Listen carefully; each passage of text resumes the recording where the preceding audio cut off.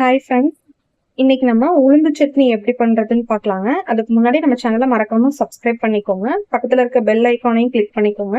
அப்பதான் நான் நெக்ஸ்ட் போடுற வீடியோஸ்லாம் உங்களுக்கு நோட்டிபிகேஷன்ல வருங்க. ஓகேங்க, இப்போ உளுந்து சட்னி எப்படி பண்றதுன்னு பார்க்கலாங்க. அதுக்கு நான் ஒரு 4 ஸ்பூன் உளுந்து பருப்பு எடுத்து வச்சிருக்கேங்க. இப்போ தவால ஒரு 2 ஸ்பூன் எண்ணெய் விட்டுக்கிறேங்க. எண்ணெய் காஞ்சதும் நான் ஒரு 4 ஸ்பூன் உளுந்து பருப்பு எடுத்து வச்சிருக்கேங்க. இதை சேர்த்துக்கலாங்க.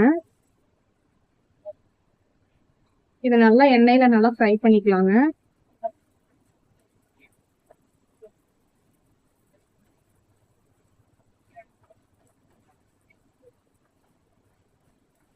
உளுந்து லைட்டா கலர் சேஞ்ச் ஆகிற வரையும் நம்ம வறுத்து எடுத்துக்கலாங்க.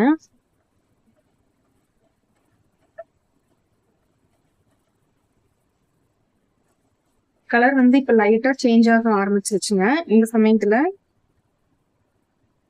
ஒரு 3 பல் பெரிய பூண்டு கட் பண்ணி வச்சிருக்கீங்க சின்ன சின்னதா, இதை சேர்த்திக்கலாங்க.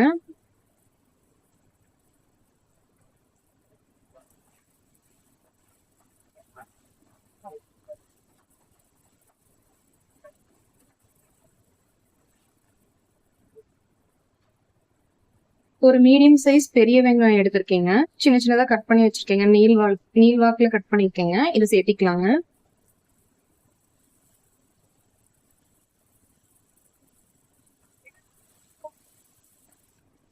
வெங்காயம் இந்த மாதிரி கண்ணாடி பதம் வர அளவுக்கு இருந்தா போதுங்க, வணங்கலாம்.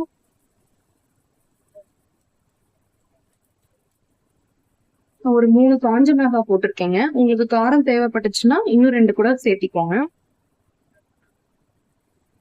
ஒரு சின்ன சைஸ் அளவு புளி எடுத்திருக்கீங்க, இதையும் சேர்த்திக்கலாங்க. இதை நல்லா எண்ணெயில வணக்கிக்கலாங்க.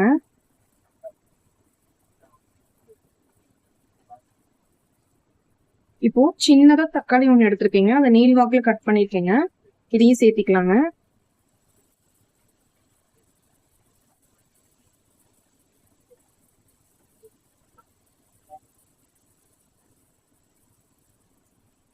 ஒரு 1/2 ஸ்பூன் உப்பு சேர்த்திக்கலாங்க.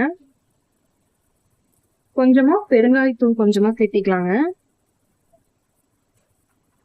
இப்போ இதை நல்லா மிக்ஸ் பண்ணிக்கலாங்க. இந்த உளுந்து சட்னி ரொம்ப நல்லதுங்க உடம்புக்கு. அடிக்கடி இதை நம்ம உடம்புக்கு சேர்த்தினோம்னா நமக்கு கை கால் மூட்டு வலிக்க ரொம்ப நல்லதா இருக்குங்க. இப்ப எல்லாமே நல்லா வணங்கிருச்சுங்க. இப்ப இதை நம்ம அடுப்பை ஆஃப் பண்ணிட்டு இதை ஆற வச்சுக்கலாங்க. இது நல்லா ஆறிடுச்சுங்க. இப்ப நம்ம இதை மிக்ஸி ஜார்ல மாத்திக்கலாங்க. இப்ப நம்ம இதை அரைச்சு எடுத்துக்கலாங்க. இப்போ இதை நம்ம அரைச்சு எடுத்தாச்சுங்க. இதை ஒரு பவுலுக்கு மாத்திக்கலாங்க. இப்போ சட்னியை தாளிக்கிறதுக்கு நான் தாளிப்பு கரண்டி வச்சிருக்கேங்க. இதுல கொஞ்சம் எண்ணெய் சேர்த்திக்கலாங்க. ஒரு ஸ்பூன் எண்ணெய் சேர்த்திக்கலாங்க. எண்ணெய் காஞ்சதும் கொஞ்சமா கடுகு போட்டுக்கலாங்க.